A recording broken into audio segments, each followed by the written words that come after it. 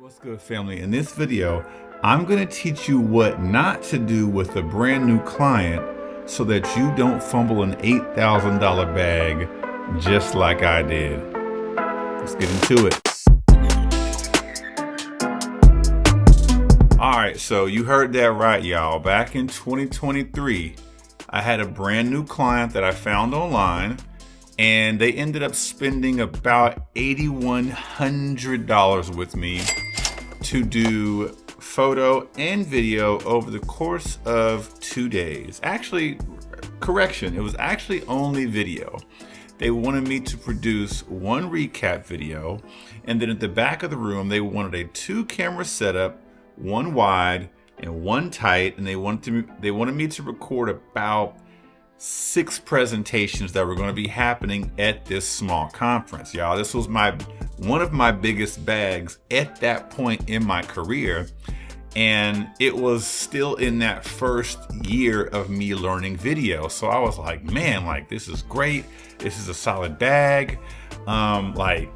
We here, like, bag incoming, right? Well, to my dismay, I fumbled the bag. So let me tell you exactly how I fumbled it, and then I'm gonna tell you what not to do, how to correct it, so when you get that $8,000, that $9,000, that $10,000 bag, you can retain it. It is about client acquisition, but it's also about retaining as many of those clients as you can, so that 1 year, 2 years down the line, every dollar you make this year is a dollar you don't have to try to seek and hunt for in years coming. Yeah, I ain't gonna lie, dropping this bag really hurt because it was cake, but I messed it up. So this is what you should not do in order to keep from fumbling your bag. Number 1, don't use gear you've never used before.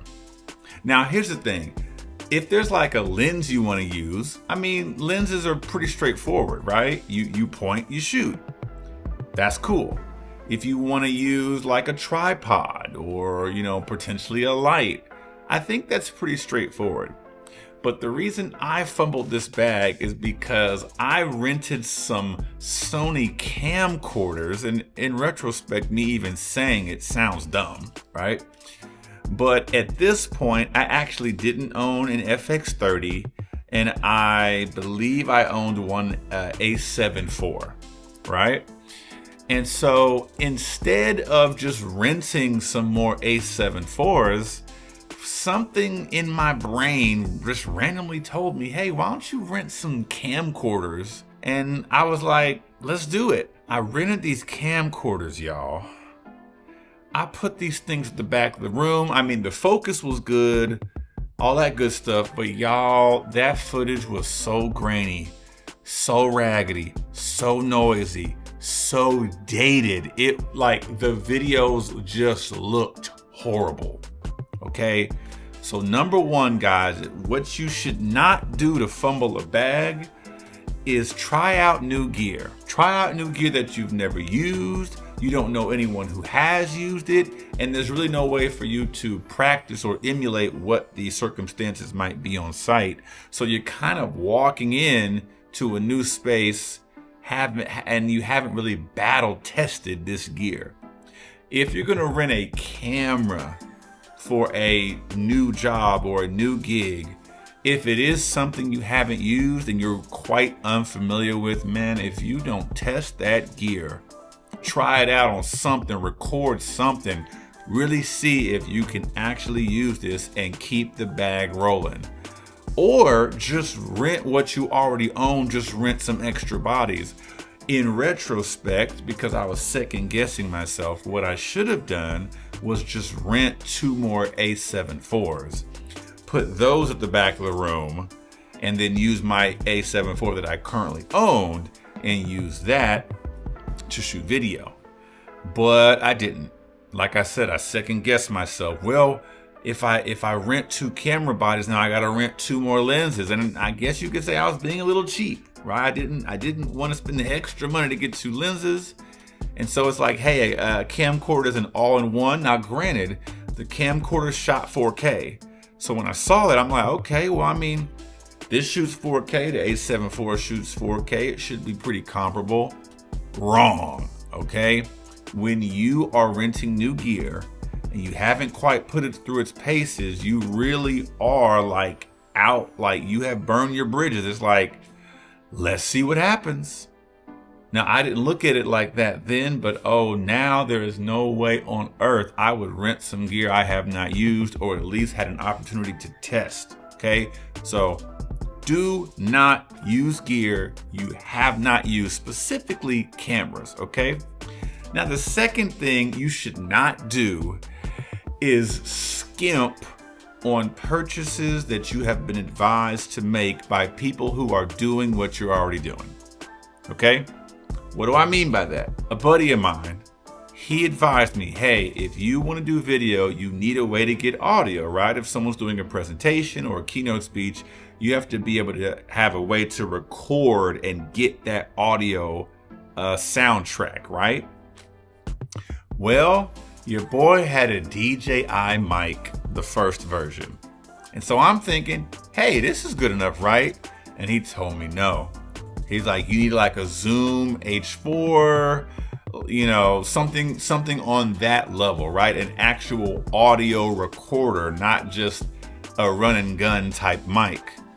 And I said, well, I mean, you know, as long as you got the mic plugged in or whatever, and it's coming to your camera, like, that's gonna be okay, right? Wrong, okay? Listen, when someone is telling you who has already been doing this, if they're like, yo, buy this, man, they're not telling you that just because it sounds good. They're telling you because they've already been there. Now, here is a slight pro tip. I'm going to digress slightly. If someone recommends some gear for you, ask them why. That's going to be that extra little detail you need to really understand why. So instead of just saying, it's too expensive, or I think that maybe I'll do one more project before I spend that $300, say, hey, why should I buy it? What will happen if I don't buy it? What could go wrong? What experience did you have that went negatively that prompted you to buy it? Is that why? Like, ask deeper questions. I didn't ask none of that. I'm just like, hey, I have a DJI mic. DJI mics get audio. We're good to go. So tell me why my stupid behind had a DJI mic plugged into the soundboard and that was my only way to record audio. Tell me why there was audio issues going on, and the DJI mic has this very weird feature to where, you know, you can record internally, right? But if the DJI mic version 1 is not also sending your audio signal to the receiver, then literally for some crazy reason, every minute there's like a weird, like it sounds like someone's bumping against the CD player or against the record table. It sounds like music skipping. It's like bloop, bloop, bloop. Like literally almost every minute on the minute. And so when I got home, y'all, keep in mind, these presentations were an hour long, 45 minutes long, 55 minutes long. They weren't little quick, short presentations. So I wasn't able to sync the audio from the DJI mic to the raggedy footage. So I kid y'all not, for an hour long presentation, I had to go into my editing software and I had to listen for the error. I had to cut out that little section. They could even be mid-sentence talking. And whatever word got split out, I would have to listen and see if I could cut out the whole sentence, or, you know, I would have to hope that when the little error happened, that it would be a pause in them speaking. It took me days, hours to go through all this footage. And it is some footage right now I would literally be embarrassed to put on my website or to even show anybody what I produced. Y'all, it was horrible. And to top it all off, y'all, number 3, what not to do. You can't be passive. What do I mean by that? Y'all listen. The audio engineer, the audio guy that worked for the venue that they had booked, he messed around, and for 2 out of the 6 presentations, there was no audio going to my DJI mic. And I had an inkling that this happened, but I didn't say anything to the client in real time. I don't know why. I just thought to myself, oh, I'm sure he didn't just cut the whole audio out for 2 whole hour-long presentations. Y'all, I get home and he did.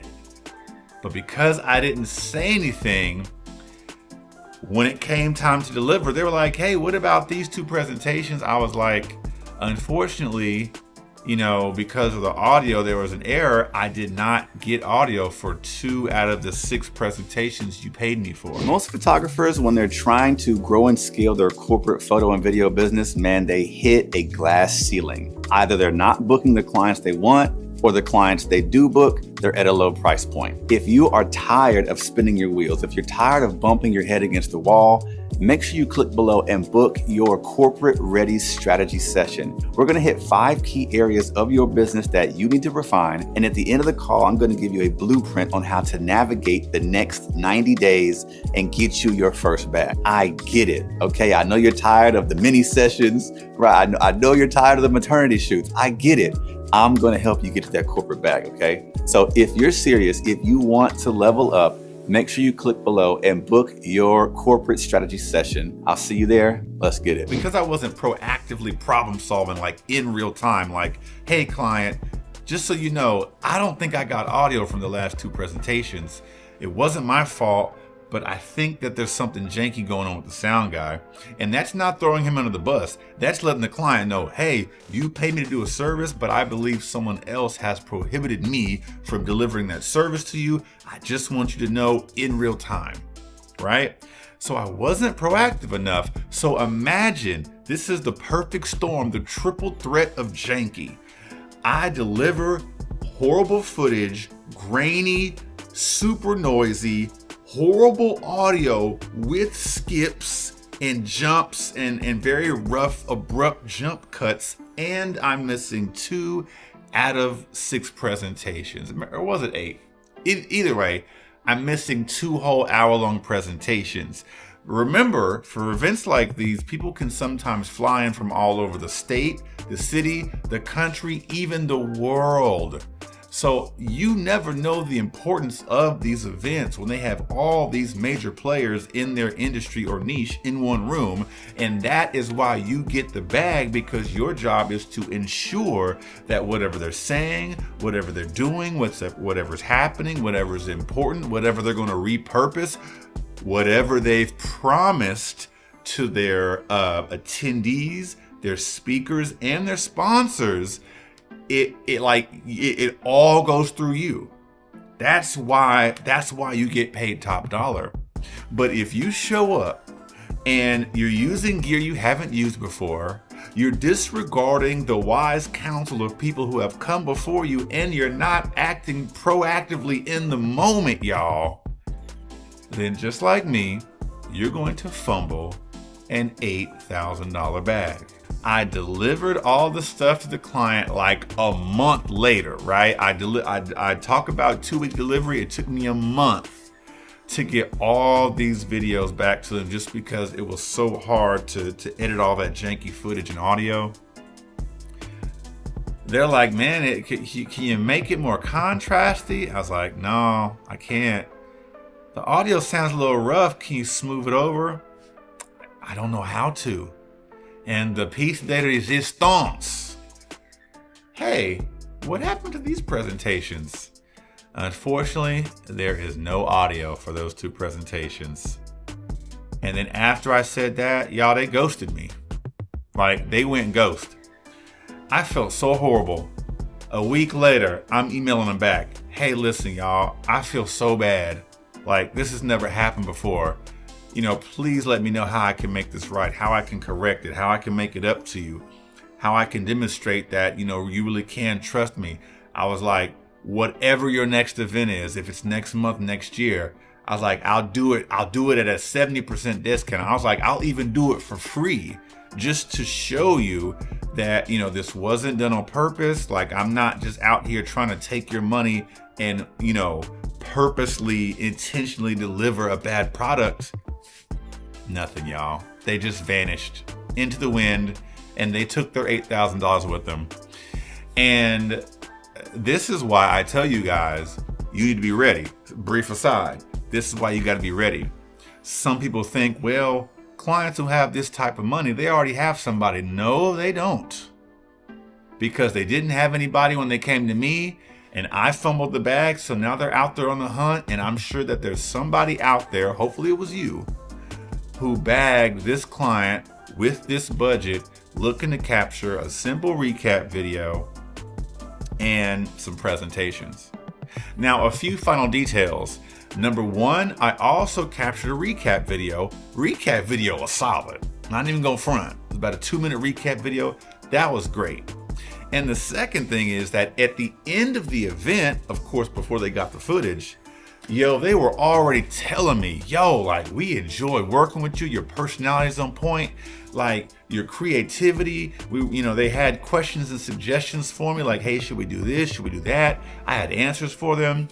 And then even the next day after the event, I got a follow-up email that says, oh my goodness, Jarrell, we got nothing but rave reviews from some attendees, some sponsors, and of course, our teammates and staff on site. Like, this was dope. So y'all, in my mind, I'm like, it's working. Like, this is one of my biggest bags to date, and they love me like I'm in there. I wasn't in there, y'all. I wasn't. I thought I was, but I wasn't. So listen, guys, take this as a cautionary tale, y'all. These are the things that you should not do if you do not want to fumble the bag. That's it.